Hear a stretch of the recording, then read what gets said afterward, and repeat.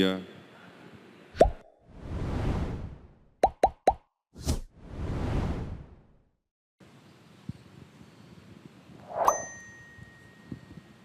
O Senhor esteja convosco.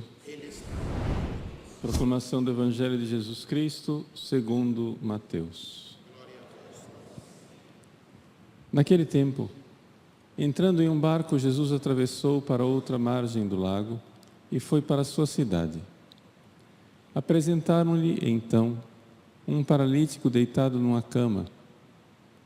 Vendo a fé que eles tinham, Jesus disse ao paralítico: Coragem, filho, teus pecados estão perdoados. Então alguns mestres da lei pensaram: esse homem está blasfemando. Mas Jesus, conhecendo os pensamentos deles, disse: por que tendes esses maus pensamentos em vossos corações? O que é mais fácil dizer: os teus pecados estão perdoados, ou dizer: levanta-te e anda? Pois bem, para que saibas que o Filho do Homem tem na terra poder para perdoar os pecados, disse então ao paralítico: levanta-te, pega a tua cama e vai para a tua casa. O paralítico então se levantou e foi para a sua casa. Vendo isso, a multidão ficou com medo e glorificou a Deus por ter dado tal poder aos homens. Palavra da salvação.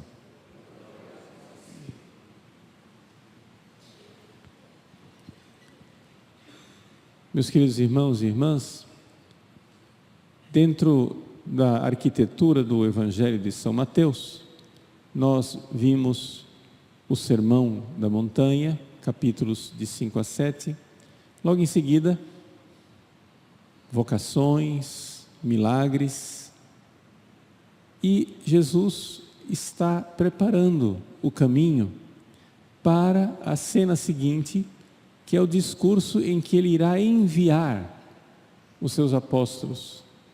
Ou seja, é verdadeiramente ali o germe da igreja, a igreja que vai surgindo, a igreja que tem não somente os fiéis leigos, mas terá também os sacerdotes ordenados, ou seja, os apóstolos que serão enviados. Mas antes de ele enviar os apóstolos, é necessário verdadeiramente que as pessoas enxerguem com mais clareza quem é Jesus, quem Ele é. Então, o Evangelho de hoje é um pequeno tratado, digamos assim, de cristologia. Quem é Jesus? Quem é esse Jesus que dará poder aos apóstolos? A frase do Evangelho de hoje, a frase final do Evangelho de hoje se refere a Jesus, mas a gente já vê a igreja que nascerá quando os apóstolos tiverem o poder de ouvir confissões e perdoar os pecados. Vendo isso, a multidão ficou com medo e glorificou a Deus por ter dado tal poder aos homens. Ou seja, Deus dá aos homens o poder de perdoar os pecados. É claro que aqui todo mundo sabe, Jesus não é somente homem, Ele é próprio Deus. Mas no fim, quando Ele enviar os apóstolos, vai ser isso que vai acontecer. Não agora, mas lá, depois de Pentecostes, os apóstolos terão de fato o poder de perdoar os pecados. Os homens terão de fato o poder de perdoar os pecados. Isso é algo tremendo, que a gente, de alguma forma, já está tão acostumado, e o medo de banalizar essa grandeza que nós temos dentro da Santa Igreja Católica, que homens, pobres homens, os padres que se sentam no confessionário, homens, pobres homens, têm realmente o poder de ser instrumento na mão de Jesus, Deus que se fez homem, e que Ele sim perdoa os pecados. A cena do Evangelho é comovedora. As pessoas trazem o paralítico até Jesus. Aqui, simbolicamente, podemos interpretar a igreja. Nós que somos igreja, você que é católico, quando você convida uma pessoa para vir à missa, para ouvir uma pregação, para se confessar, para se aproximar de Deus, o que é que nós somos? Nós somos a igreja que carrega paralíticos e os leva até a presença de Jesus. É essa a nossa missão. É essa a missão de todo padre, de todo bispo, é carregar os paralíticos e trazê-los até debaixo do olhar de Jesus.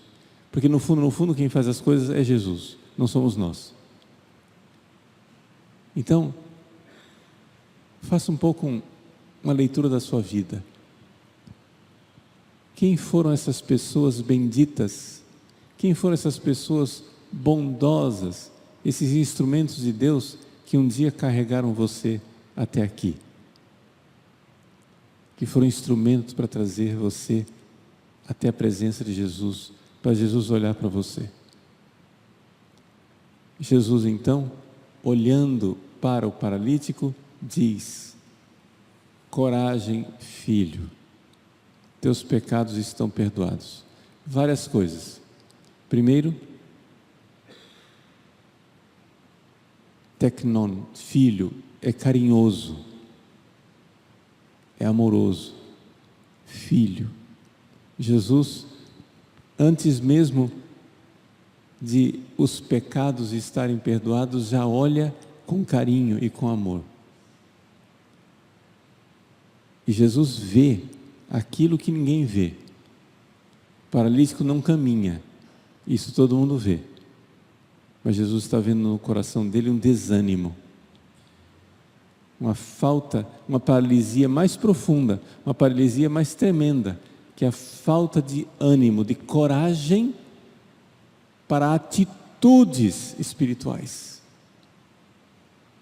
E Jesus então perdoa os pecados.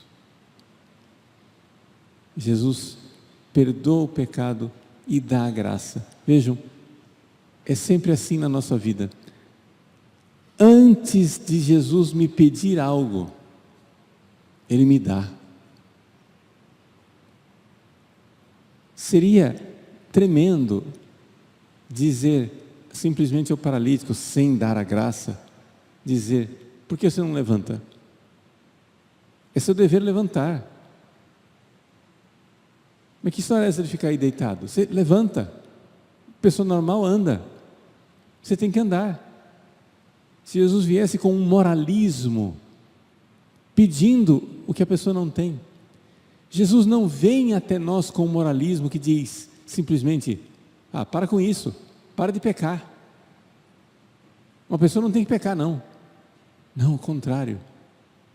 Jesus dá a graça para que nós não pequemos. Ele diz, antes, a graça precede, ele diz, coragem. Veja, é importante que você veja isso. Principalmente você que está lutando com pecados dos quais você não consegue se desvencilhar. Você que está lutando com desordens, com fraquezas, não precisa nem ser pecado. Você que está desordenado, desordenada de alguma maneira e quer por ordem na sua vida, Jesus não está simplesmente sentado no trono dizendo: como é? Quando vai pôr ordem na sua vida aí? Exigindo, moralisticamente. Não, Jesus diz: você que está desordenado, coragem, eu estou dando a você a graça para ordenar. Seja paciente, seja perseverante, seja confiante. Coragem, filho, coragem, filha. Jesus primeiro dá a graça e depois vem o mandamento. Então, todas as vezes que você ouvir um mandamento de Deus, não pense assim: eu não consigo. Não, se eu estou ouvindo o mandamento, é porque Ele está dando a graça para cumprir o mandamento. Deus dá o que Ele pede de nós. Você está tendo dificuldade de ser paciente? O mandamento de Deus diz: seja paciente. Deus está dando a graça. Tome posse dela. Se abra para isso, para uma transformação interior. Jesus, eu quero essa graça. Eu assumo essa graça. Eu recebo essa graça. Você está tendo dificuldade de perseverar na oração? O mandamento, orai sem cessar. Se Jesus está dando esse mandamento, Ele está dando a você a graça para a perseverança.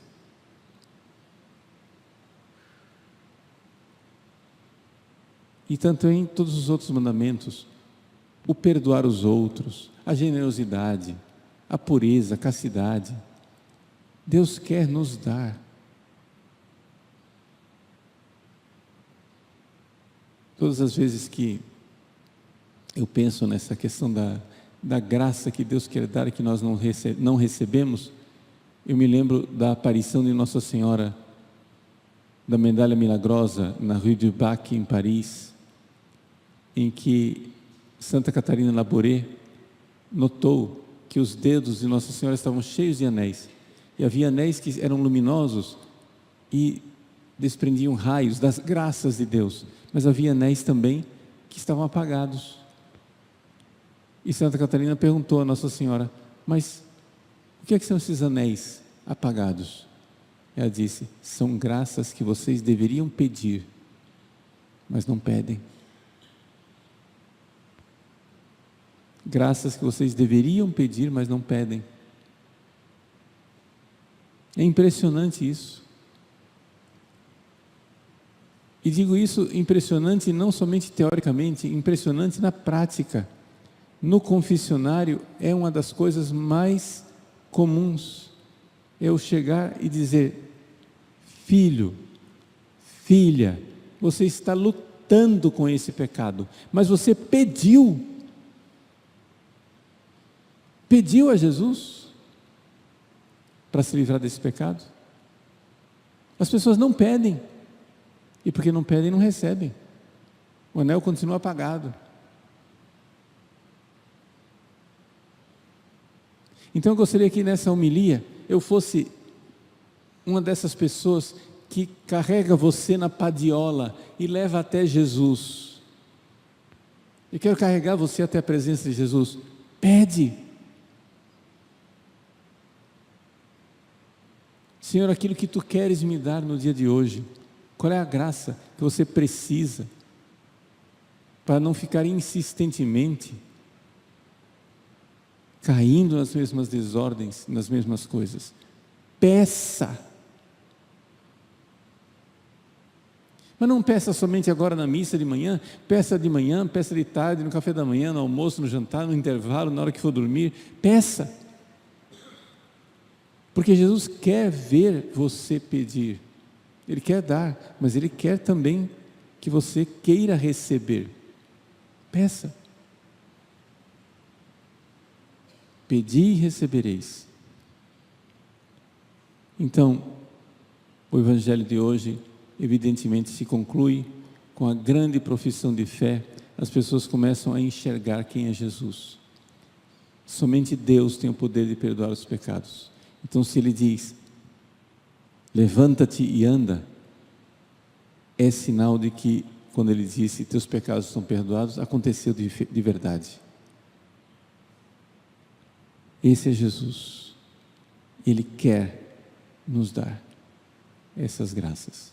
Então, para concluirmos e arrematar tudo que foi dito no dia de hoje, é muito importante, meus queridos, nós glorificarmos a Deus como faz essa multidão, por essa graça extraordinária. O perdão entrou no mundo, a graça veio ao mundo. Jesus é a graça que veio. É admirável que num homem, Jesus, poderes divinos e extraordinários estejam assim, porque Ele é o próprio Deus que se fez homem. Essa é a cristologia que está por trás. A graça que vem. Jesus é a graça encarnada. Se coloque debaixo do olhar dele. Peça. Peça o que você mais necessita para a sua transformação espiritual. Jesus vê. E vê que você está até desanimado, que você não quer nem pedir. Coragem. Coragem. Peça os dons espirituais. Ele é a graça que vem nos tocar de lá do céu.